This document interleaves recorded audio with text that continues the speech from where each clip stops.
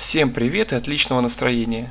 Сегодня мы рассмотрим 15 суперских масок для Хэллоуина и не только с AliExpress. Не будем зря терять время и сразу начнем. Все маски я пронумерую, чтобы вам потом было удобно найти их в описании, где будут ссылки. Первая маска. Какой-то странный, но довольно страшный персонаж. На странице товара написано, что это клоун, возможно из-за красного носа.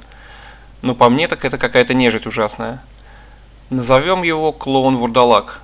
Кстати, если кто знает, кто это такой, напишите в комментариях. Номер 2. Ну тут все ясно, самый типичный зомби. Полуразложившийся живой труп, весь в каких-то гнойных пятнах, а местами проглядывают кости. Выглядит вполне себе атмосферно. Для Хэллоуина или какой-нибудь подобной вечеринки самое то.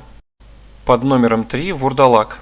Если честно, я даже не помню, откуда я знаю, что это вурдалак. Но уверен, что он выглядит именно так. Наверное, такой образ отпечатался в голове со времен просмотра старого фильма «Вий». Ко мне, упыри! Ко мне, вурдалаки! Хотя, в принципе, он еще вполне тянет на образ вампира из некоторых фильмов. Мне лично больше нравится, когда вампиры выглядят как обычные люди, только с клыками. Но этот образ тоже довольно сильно распространен, поэтому не буду спорить, я тут точно не специалист. Номер 4. Чумной доктор. Тоже довольно частый образ, который встречается в современном контексте. Во времена эпидемии чумы такие маски одевали, закладывая в длинный нос различные травы и всякое такое прочее, веря, что это убережет от заражения. Сейчас же это просто популярный и вместе с тем зловещий образ, этим и привлекающий многих, кто его использует. Идем дальше. Номер 5. Дональд Альфредович Трамп. Этого персонажа, думаю, представлять не стоит. Если вам хочется побыть президентом Соединенных Штатов, пусть и внешне, то это маска для вас. Сходство вполне приемлемое. Так что вы легко сможете рассмешить любую компанию, сделав известный жест, который давно уже стал мемом. Номер 6. Король ночи. Для тех, кто не знает, это персонаж из сериала «Игра престолов» компании HBO. Король ночи – предводитель армии мертвецов, которые, как и положено мертвецам, хотят уничтожить все живое. Откуда там взялся этот самый король, если честно не помню, мутная какая-то история. Но персонаж колоритный и вполне заслуживает внимания, даже если вы не смотрели сериал. Тем более, что кто-нибудь из вашей компании его точно смотрел. 7. Джокер. Маска главного антагониста Бэтмена. Антагонист. Это слово теперь только ленивый не использует. Ну и мы не будем исключением. Джокер – суперзлодей вселенной DC Comics. Между прочим, этому персонажу уже более 80 лет.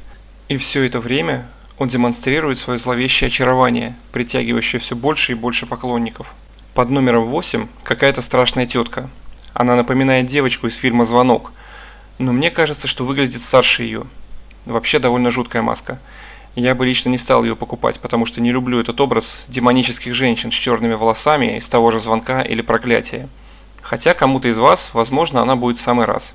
Так, нафиг эту ужасную тетку, переходим к следующей маске. Номер 9. Ну тут вообще какой-то мерзкий урод.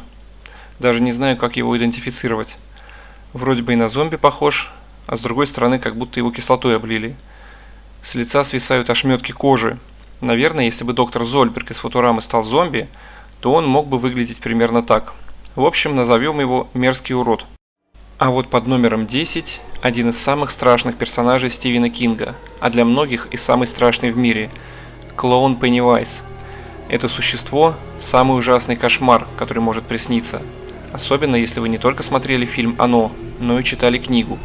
Ведь в фильме нет и 10% всего ужаса, что происходит на ее страницах. Пеннивайз – это могучее и древнее создание, прибывшее из другого измерения, которое пробуждается раз в 27 лет, чтобы насытиться детским страхом. Чаще всего оно является в образе клоуна, маску которого мы и рассматриваем. Вот я сейчас надиктовываю текст и начинаю озираться по сторонам.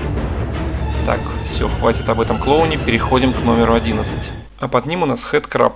Это существо известно в большей степени тем, кто играл в Half-Life или смотрел фильм «Чужой». В обоих случаях эта штука присасывается к лицу человека.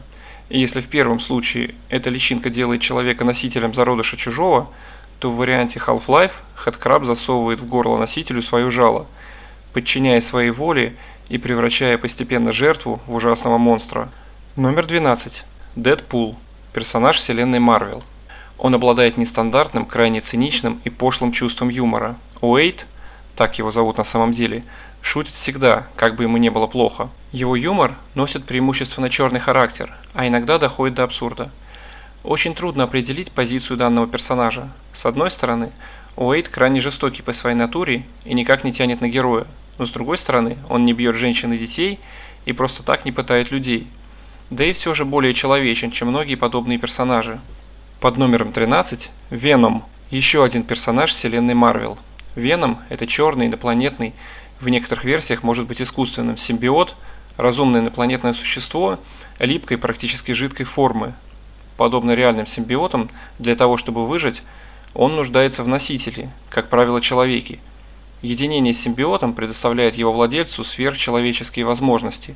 Слияние симбиота с человеком порождает сущность, известную как Веном. Кстати, первым известным владельцем симбиота был Человек-паук, который в конечном итоге отказался от пришельца, узнав о его истинных злых намерениях. Под номером 14 – Страшная монахиня. Тоже довольно жуткий персонаж, как и та девочка с черными волосами, о которой говорилось ранее.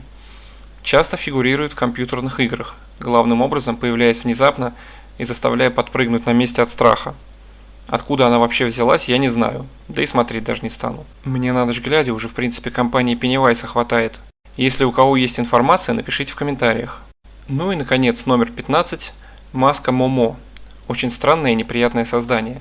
Основой для образа Момо стала скульптура «Женщина-птица», представленная художником Кейсуки Айсо на выставке в Токио в 2016 году.